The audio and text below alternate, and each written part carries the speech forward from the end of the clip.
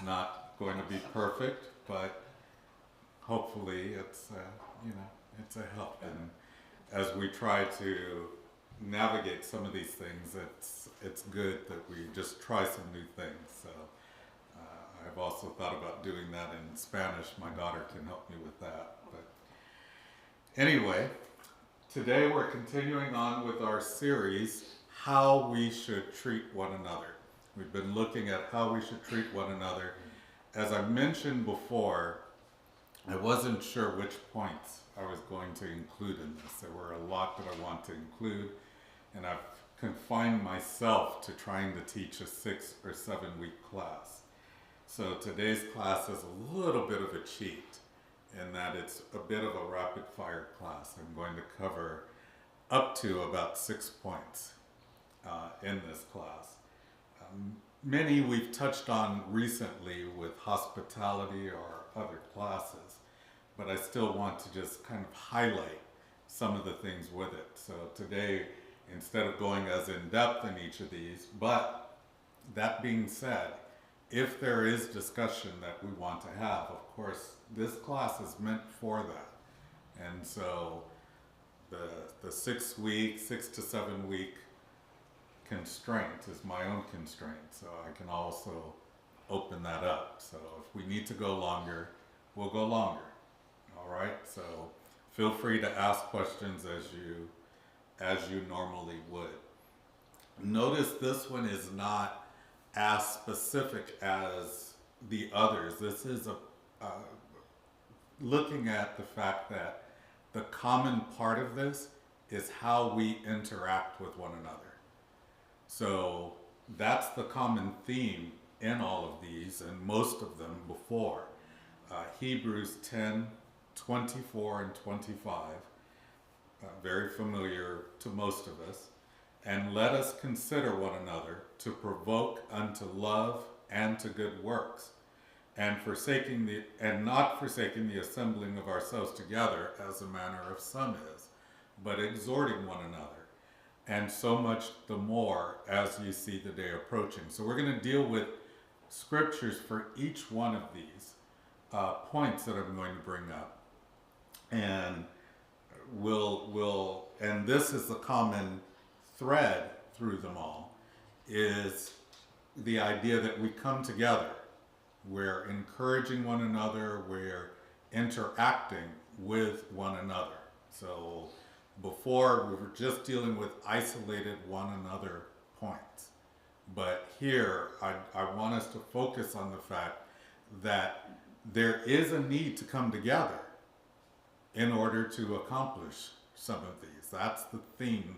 So this idea, again, of the local assembly is very important because carrying this out as Christian to Christian requires us to spend time with one another. Yes? Yeah, if you just read 24, you could apply that to everyone. But the sentence goes on into 25, not forsaking. So it implies that this is something done in a group. Yes. And so that's been something I've been trying to emphasize throughout this, is that, especially since you jumped the gun and asked that question a few weeks ago, these don't just apply to us, but they're special.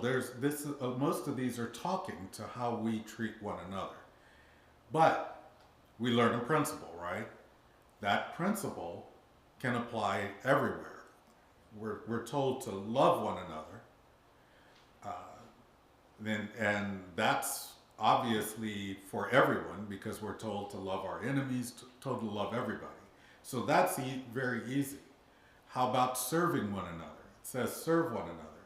But the broader principle, as we humble ourselves, as we lower ourselves, we would serve even those who aren't in the church. That's not just for us, right? But there's a special conversation. Us, as Christians, we ought to serve one another. I mentioned before, Galatians, as we therefore have opportunity, let us do good unto all men, especially those of the household of faith. That's the guiding theme that we see. We see there's a special conversation being had, how we as Christians are treating one to another. This doesn't mean that we think Christians are better than everybody else. It just means that you and I are trying to do the same thing. Now, I can't say that somebody who is an atheist is trying to do the same thing as me. I'm trying to get to heaven. You're trying to get to heaven. I can say that. I can just make that statement. I can't say that about everybody I come in contact with. So there is a difference. It doesn't mean I'm better, you're better. It just means there is a difference. I can expect that you're trying to do the same thing as me. And with those other people, I cannot expect that. So it's very unilateral. It's one way. I'm going to serve them, but I can't expect that they'll serve me. I'm going to love them, but I can't expect that they'll love me. Do you see the difference between those? Same principle, but it is special within the church as opposed to outside. Brother Thurp. And I might be jumping the gun. I don't know your opinion on this. Most people take this two passages to mean how we conduct during a service. But I don't see how you stimulate somebody to good deeds during a sermon, during a service. I think this relates to all the times we get together. We come to your house to do a singing, and we do go to the park. But I think it's broader than most people take it. I don't know what your take on that is. My take is exactly what it says, which is exactly what you've just said. We come together. We need to spend time with one another. And so we've talked about, and Sunday, we're planning to go out after service. Now that doesn't mean everybody's going to do it, but these things are opportunities to spend time with one another. But even during the service, we encourage one another. You know, when I come here, I'm often, Brother Tharp sees me in the morning, I'm very focused on what needs to come next, right? Yeah. There's a moment though that I get to stop and remember there are actual living people here. I'm very focused on things at times, so it takes me to actually step back. And usually it's just seeing somebody's smiling face or a greeting. I'll often run by Brother Merrick because I just come by this way, and he'll say hello, and it just kind of snaps me out of the fact that of a routine, and remember there's people. So these are things, all of us have our own quirks, our own special personality issues. But these are things that bind us and help us. So that's during the service. After our service, we get to go to lunch. When I first came here, and I keep mentioning this because it's very important, there's a lot of congregations around. When I first came here, there's less now, but there were a lot of congregations around. The first thing that I was looking for was somebody who was honest with the word. And Brother Buttrey is definitely that person. So that's the main draw. But what else? Well, this was a friendly congregation. I walked in, people seemed to want to know me as a person. Not just as a potential person who could fill a spot on a seat, but actually as a person. I was invited pretty instantly to go out to lunch with you, and I did. And I got to know you through going out to those meals with you. We share a meal together, and it brings us closer. We know this. So that's an important thing. So that's why we're trying to do that again. We're trying to get back to spending those times together and making sure our visitors are invited and come, if they're able to come, join us in a meal, because it's different. The potlucks that we're planning to do at the house is for that reason as well, so that in another setting, people can come, bring their friends, and have an opportunity to know one another. But especially, again, that's opportunities for those outside of the body maybe other Christians that just aren't part of the congregation, or maybe people who aren't Christians. But for us especially, being able to sit down and enjoy a meal together and talk and share our concerns, our happiness, our, you know, whatever, victories or defeats, that's a good bond. And it's really important for all of these elements that we're going to look at. So all of it, day by day, you know, if we get together, just a couple of us, 2 or 3 of us get together and go to lunch together, that's good. Matt and I have these conversations, these 10-minute conversations, but the phone lies and says it's like 2 hours. These are good, you know, that's just over the phone. So anything that we have these connections, we can encourage one another. So that's the thing that's, Brother Thurp. That's absolutely true. I mean, when I first came back, it was right after my dad's funeral, and the congregation was so friendly. And immediately I was invited out to dinner, and then the Billingsleys took us out, and so we didn't just go with my mom for a few weeks to keep her company. We ended up staying here for 20 years. And yet, if it was just services, I wouldn't know half the things I know about people. It's been getting together and playing games, it's getting together and going to dinner. We've had so many hours of talking while we sat in Farmer Boys or whatever, Wendy's and stuff. That's where you get to know people.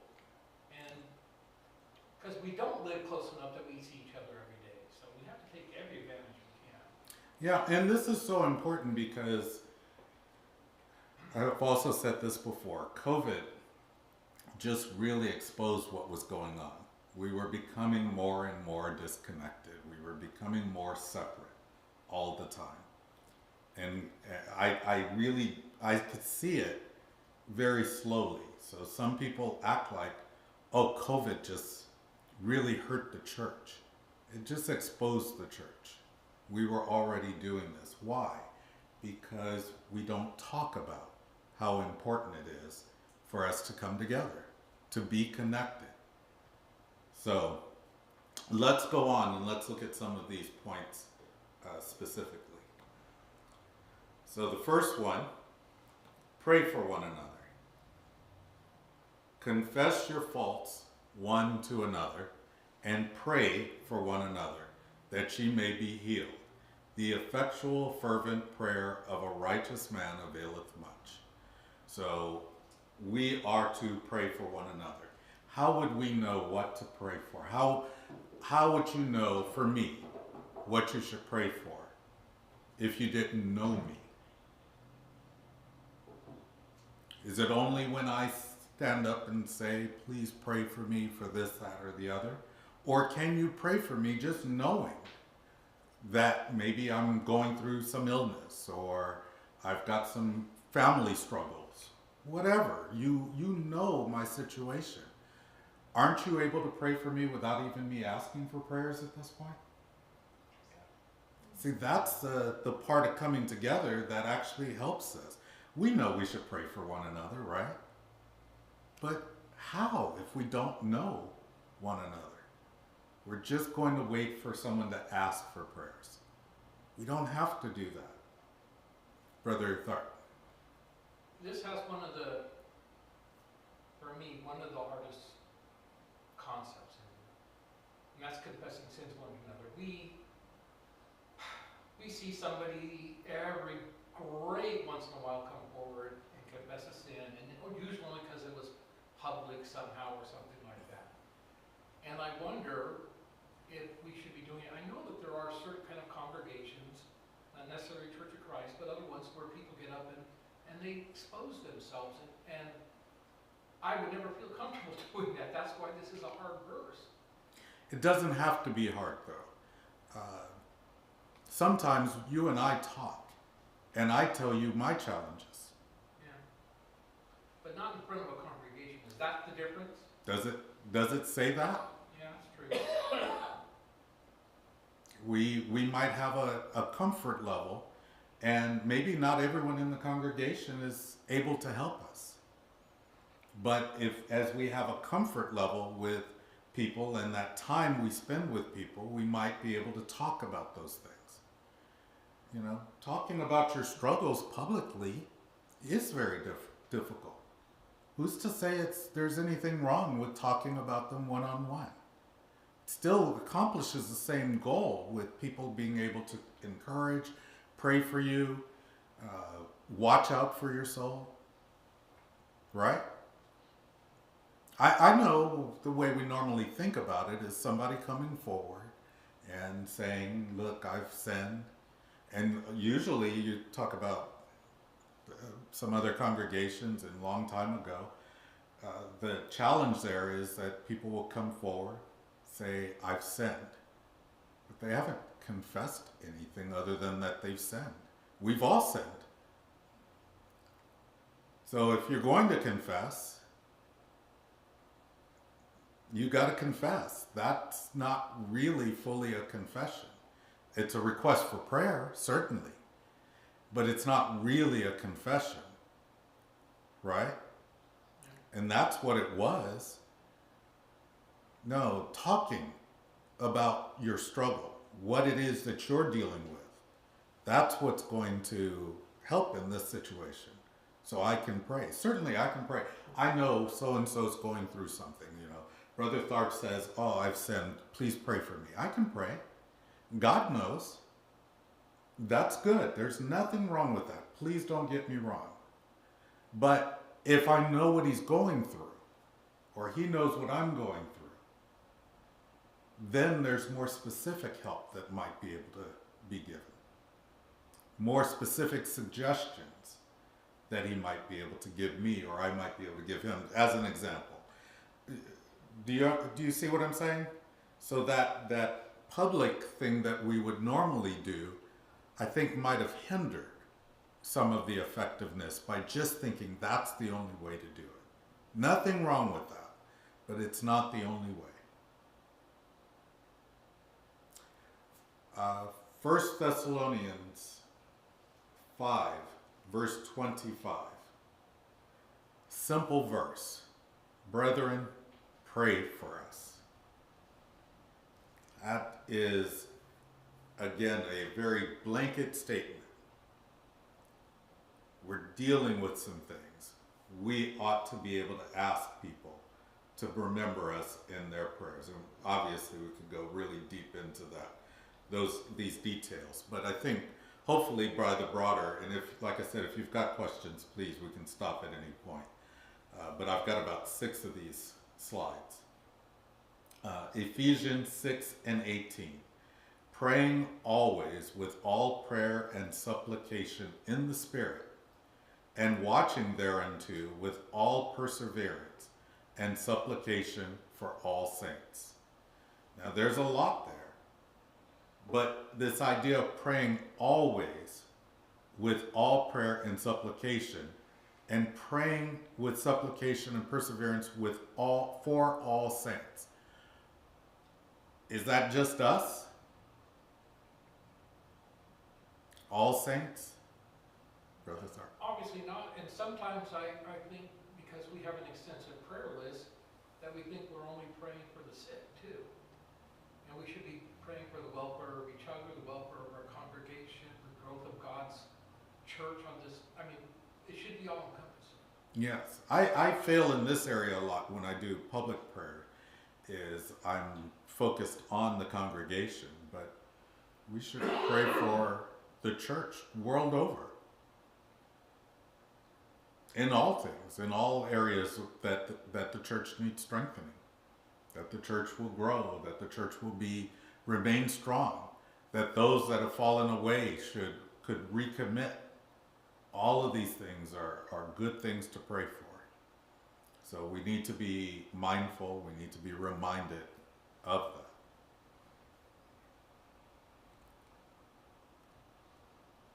Brother Young. With the technology today, I personally receive 3 or 4 daily saying, encouragement from brethren on the other side of this earth. Do you consider that as a prayer for me? when somebody take the time to send that message to me and remind me that It's an encouragement. It's an encouragement. Yeah, I was going to say, I don't know that it's a prayer. I'm not going to say it's not, because I don't know what the individual is doing. You know, sometimes we just blindly forward things. And sometimes we give great thought to the things that we're sending out. So I can't speak for any individual, but, you know, just assuming that they're giving consideration either to you or to a group of people, that this is a good encouragement. Indeed, that is good. That is beneficial. And I think, you know, I'm not afraid for us to use the technology that we have available today. We shouldn't use it as an excuse to not come together. You know, I've really studied this to try to see, is there an application? Brother Tharp knows I spent a lot of time agonizing over this, because I was thinking, you know, am I just being too rigid in my thinking? Am I being too traditional in my thinking? And there is that capability. You've been doing it this way a long time. And so I really looked at that. Can this apply in these other situations? But there are some reasons, very good reasons, that if we take the principles in the Bible and try to apply them, there's still an importance to actually coming together. Brother Tharp. I've mentioned to everybody that we have church software, and once it comes online for all of us, we'll give everybody a login, and it's got that capability to text each other. I mean, I'm not a good one to do something every day. You know, I'm horrible at remembering to do things every day, but if somebody wanted to do, I'm gonna use the term daily affirmation, they could use the church system and send it out to everybody. If somebody's so minded to do that, that would be a great thing, I think. Yeah, and there, you know, just, that's definitely not the lesson, but there's, to that end, there's a lot of things that we could do, and sometimes it's just going to take a resource. So if anyone wants to do something, you don't have to wait. You know, if you're ready to take on that, for example, oh, this would be great. Just don't say it would be great, Brother Hawkins, if you did this. So right now I've got enough on my plate to focus as classes and some of the other things we're trying to do. But by all means, that would be a good, positive thing to do. So yeah, really good point. Brother Young. well, going back to Galatians 6 and tying that to Hebrews 10, not forsaking the assembly. It was once explained to me that when we do good to all men, the word qualification, especially those of a household of faith, I was given to understand that we have to treat ourselves more in terms of benefits over those that are all men in general. Is that the right explanation? That we have to treat each other better than we treat outsiders? You know what? In a sense, it is. Now, I'm going to qualify that, so I want to really constrain that. Not so much like I'm going to treat you better, like you're a better person. But we need to have a special focus on the congregation. In other words, I have limited resources. Now, you have a need, and this other person has a need outside of the body. I'm going to take care of the need of the person in the body first. Now, that's not violating any scripture. There's a limitation on what I can do. I've got to take care. Now, we understand this with our own family, right? And we're not going to try to go and provide for everybody else and let our family not be provided for. So we understand that. And that's the context in which I would say that. Not in the sense of having a disregard for other people, but there are, I also have to add this, there are those who will completely neglect people within the body and use as a reason that everybody outside of the body. That's not right.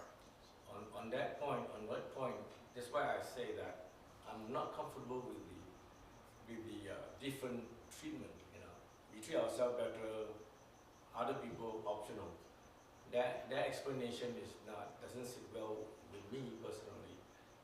When I bring in another passage saying that, how God said, if God asked you, how could you love me? You know, when your brother you see every day, you don't love. So we have to start that loving thing going, activity going among ourselves. Let's perfect that among ourselves. So when we go and do good to others from the outside, you know, then we know what to do actually, basically. Again, absolutely. See, in a family, we often hear our children or our uncle or relatives say that you treat outsiders better than you treat your own people. Yeah. You know, we don't want that to happen. That is exactly the example I gave. Like I said, there are Christians who use as an excuse for not taking care of the people closest to them, and Christians, well, I've got to, I'm told to go seek and save the lost. You are. But at the same time that you're told to seek and save the lost, are you not told to encourage one another? That's why when I talked about the mission of the church, I'm definitely not going to get through these, but this is one of those things that in the church you hear people talk about. The mission of the church is to seek and save the lost. Last year I gave a lesson about the mission of the church. This year I gave a lesson about the mission of the church. Next year, if there is a next year, I'll give a lesson about the mission of the church. And each time I will emphasize the whole mission. Just talking about that gives us an excuse to say, well, I don't have to worry about our own. But we're ignoring that that's only part of the mission, is to seek and save those outside. Encouraging one another and tending to our own soul. It's actually called out. So you tending to your own spiritual growth is part of what you have to do as a Christian. I'm a Christian. What should I do? Well, I've got to go save everybody. Yes. Yes, you do. But you also have to make sure that you're right. Now, how are you going to save anyone if you're not right with God? If you don't know God's word. So you have to have time for study. And we have to have time for one another. All of those things are part of the church, our mission as the church. And so there's a natural, this goes back to what you were saying, there's just a natural order to things, right?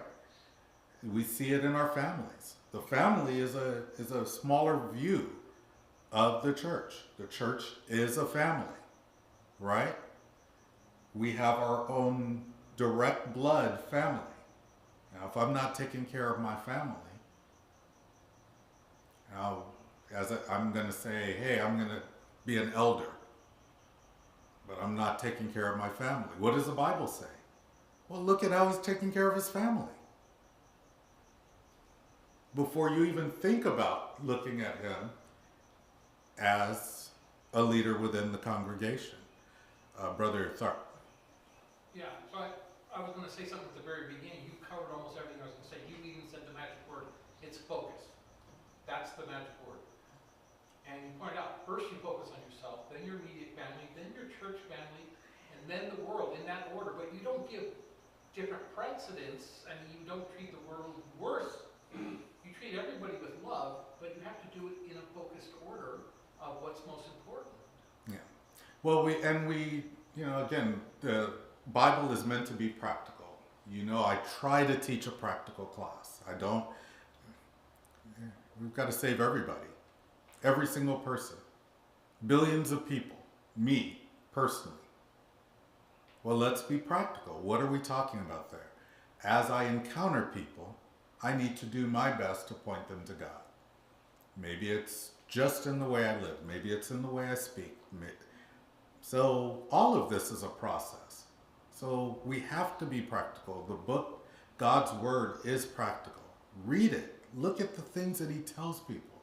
Look at how he teaches his people, the lessons in the Old Testament, rather.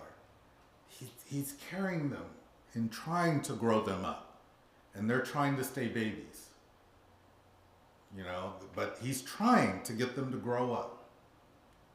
And he finally says, from the beginning, look, I've shown you, this is what you need to grow up. Now I'm giving you the food you need to grow up. Here's Christ. Did anyone else have a comment? We're going to move on to another point. Serve one another. Again, this is one that's, I don't think, controversial at all. We understand this. We'll still find a way to spend an hour on it. But but we are to serve one another. Galatians 5:13, for brethren, ye have been called unto liberty. Only use not liberty for an occasion to the flesh, but by love serve one another. I'm going to go ahead and put John 13:14 and 15 on screen here. If I then, your Lord and Master, have washed your feet, ye also ought to wash one another's feet. For I have given you an example that ye should do as I have done. So we talked about these a lot when we were talking about hospitality and how we ought to be hospitable. Again, one to another. One to another. But also in the world.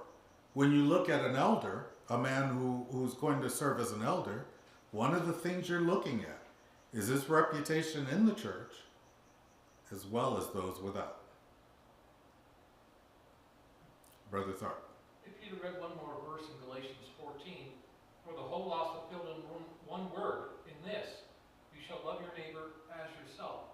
So that, I think, addresses what Eddie was talking about, how you treat other people. You don't treat them differently as yourself. So the same love you would give yourself, you give your family, you give the congregation, and you give your neighbors. Absolutely. So it's all down to love. It always has been. Yes, absolutely.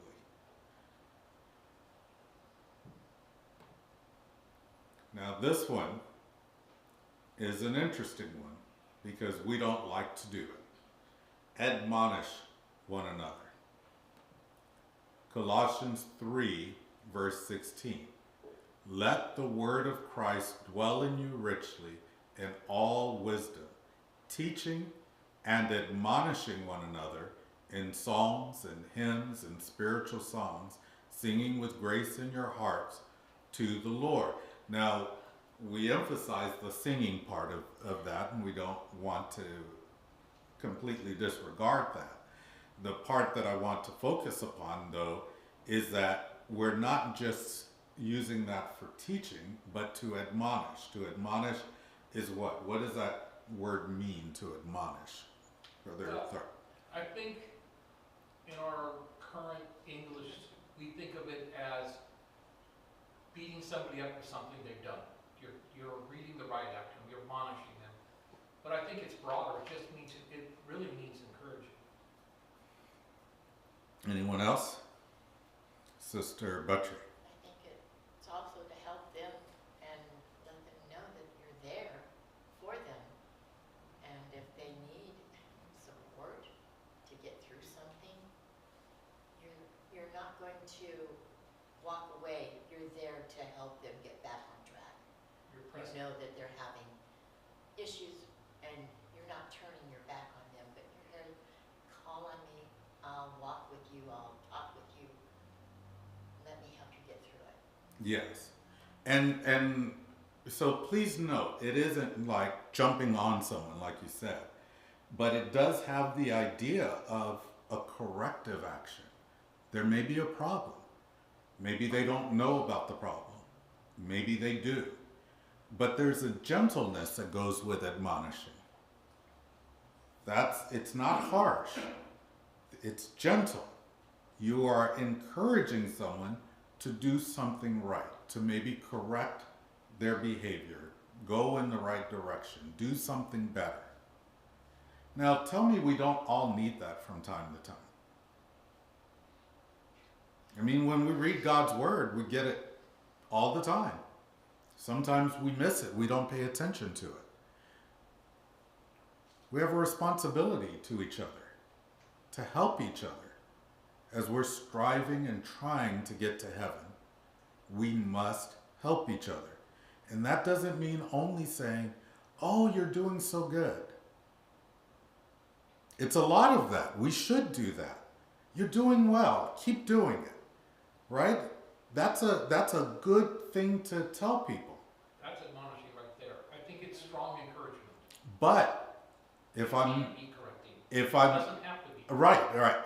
Again, it includes that idea, but it's not a look, you're sinning and you're going to hell. That's not what it is. That's not what admonishment is. But it does have connected with it that idea of including, let's say it that way, including talking about wrong behavior, not just right. Now, certainly we could say that for encouraging. When we think encouraging, we think positive. But you can encourage someone to do the right thing. So, I would accept that. But a lot of times we think of it as only the positive. You're doing so great.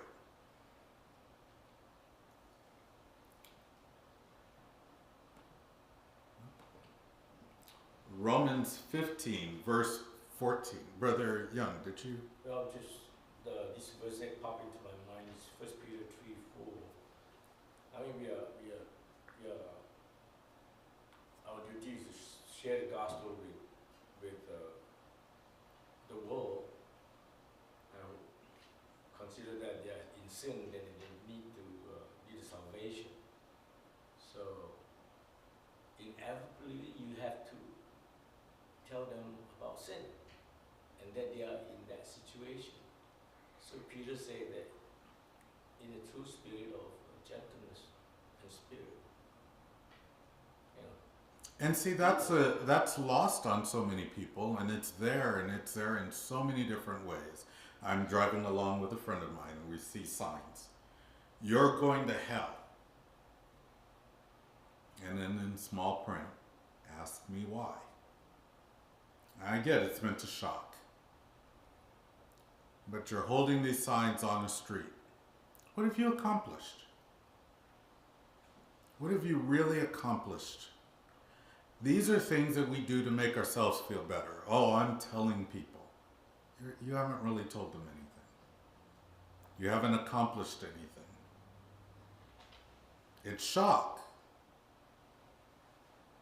And maybe driving by, you happen to pick out the small words. Ask me why. Okay, but I'm making this left turn here. Again, you haven't accomplished anything. If you're walking and you encounter a person that has such strong language and they don't even know you, they haven't assessed who you are you inclined to ask them why you're going to hell?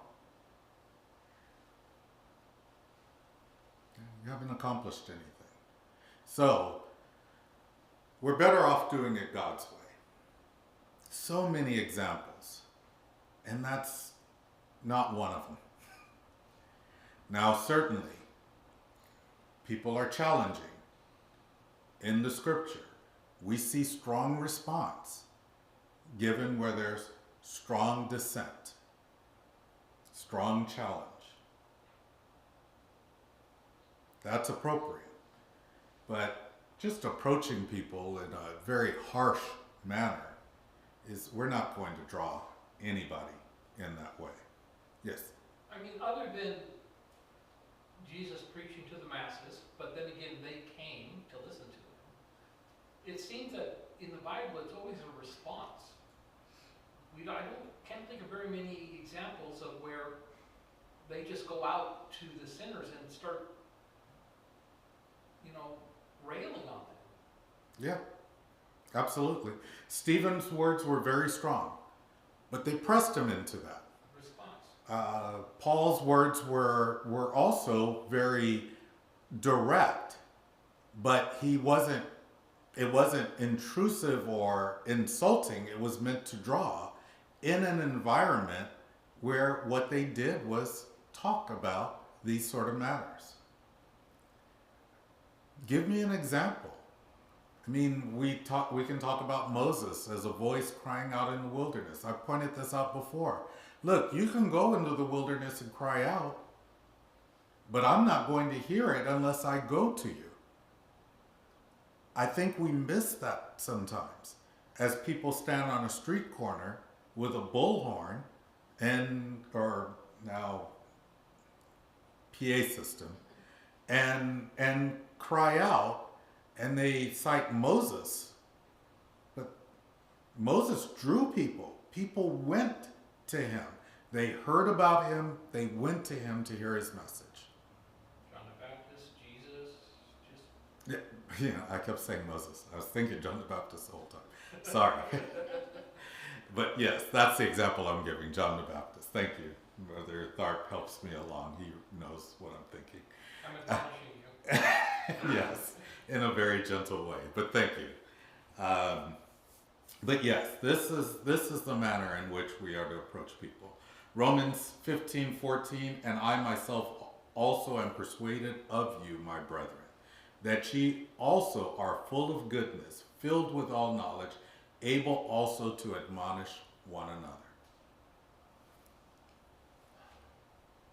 Now, in light of that one, the admonishment, I do want to point out that that admonishment does include corrective language. It does include, if it doesn't only include they're doing something positive, there might be something negative there. We have a responsibility for all of that. Just like your own children, maybe you might take responsibility with your own siblings to call them out for something when nobody else would. Because of love, not because you're trying to say I'm better than you, but because you love them, you might let them know about behavior that's not so good. In light of that, Brother Tharp. In our society, there are some people who are very confrontational, but for the most of the time, we try to avoid confrontation. And yet, the Bible here calls for us to call somebody out. Yes. Yeah, if I'm doing wrong, I need you to tell me. Why? Because my soul is at stake. But it's uncomfortable. It's uncomfortable. So is your comfort worth more than my soul? That's the weight. Hang on. Sorry. Is your soul worth more than more than your comfort? Because this is a responsibility we have.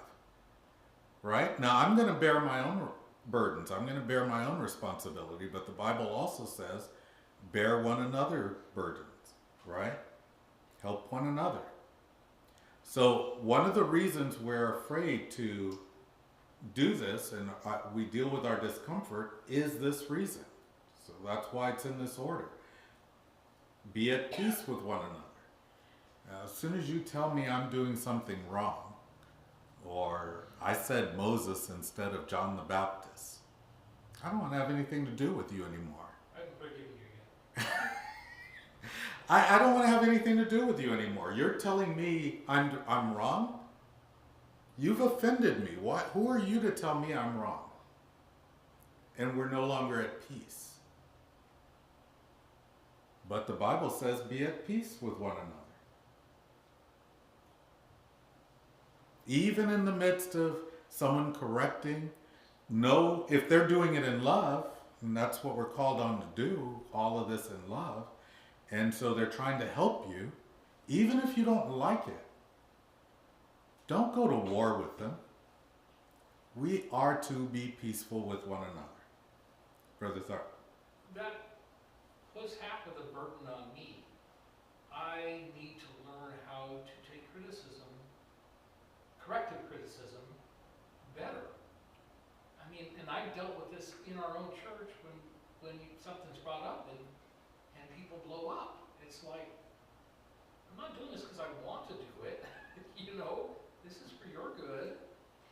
And yet, as a people, we are so defensive that we blow up at people, and it's hard.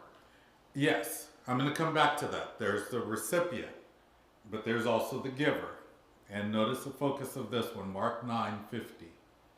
Salt is good. Tell my doctor that. Salt is good. But if the salt have lost his saltiness, wherewith will you season it? Have salt in yourself, and have peace one with another. So it's talking about the fact that, look, when I put what I put out there ought to be somewhat palatable. We should consider the other person. Romans 12, verse 18. If it be possible, as much as lieth in you, live peaceably, notice, with all men, everybody. See, I like this verse. This is much easier to do than to confess about. Well, sometimes we try to make it hard. Hebrews 12:14. Follow peace with all men and holiness, without which no man shall see the Lord. Now, I want to go back to what Brother Tharp was saying just a moment ago about how you receive constructive criticism and how you give it. Both of those things are important. I just want to add, it's important that we know one another. Now, Brother Tharp does something with me that hopefully he doesn't do with everybody. And that's that he just tells me what it is that might be a problem. He knows I'm not going to get it if he comes to me and says, you know, hey, I've got a story to tell you. He just tells me. But don't do that with everybody, right? You can't do that with everybody. Some people don't like directness. You know that I'm going to miss it unless you just tell me. And I know you can handle it. Relationship. Again, back to the overall theme of this whole class. Our relationship. We know one another. As we know one another, we know how to approach one another. As we know one another, when I approach you, you know me. Maybe I'm not going to use flowery words.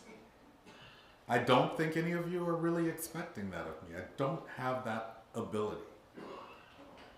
I can try. I try to. I've got a daughter. I've learned some things.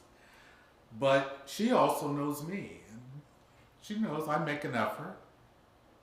But she doesn't expect a totally different person. So as we know one another, I can try to approach you in a way that you're going to be able to receive it. And you can try to understand me as the source in the way that I intended. Now, sometimes we're going to miss each other. And instead of falling out, being at war, we remember this. Be at peace. There's no reason we can't be at peace with one another. Now, our feelings may get hurt at times. We may be sensitive. We're people. God made us feeling people. But resolve it. Don't say I'm never going to speak to you again. We're family. Sometimes it takes time to resolve things as family.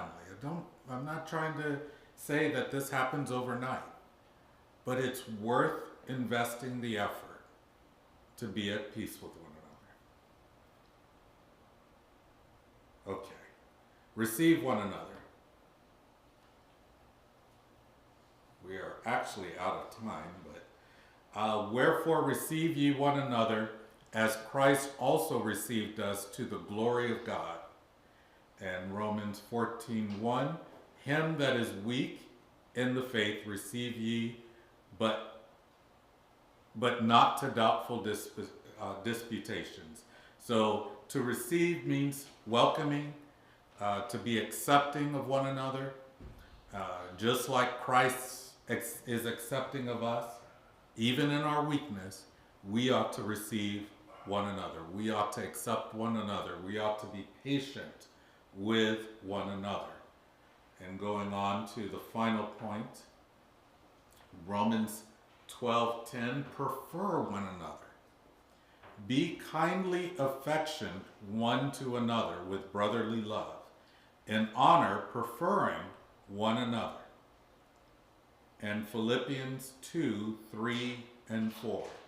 Let nothing be done through strife or vainglory, but in lowliness of mind let each esteem other better than themselves. Look not every man on his own things, but every man also on the things of others. I want you to keep this one in mind, because next week the plan is to look at loving one another. And in that context, we want to look at what it means to love one another. And then we talked before about this idea of, does the Bible say we need to like one another? And so we're going to talk about that and exercise that, because I'm going to presume that if I was only going to talk about the need to love one another, that's a 5-minute class. I think we know that, we've talked about it recently. So there's a reason to talk about it, because it's a good opportunity to address that particular point. And I do want to address it in connection with this as well as some other verses. All right? Thank you for your attention and your allowance of me to go over time. We're going to sing a couple of songs.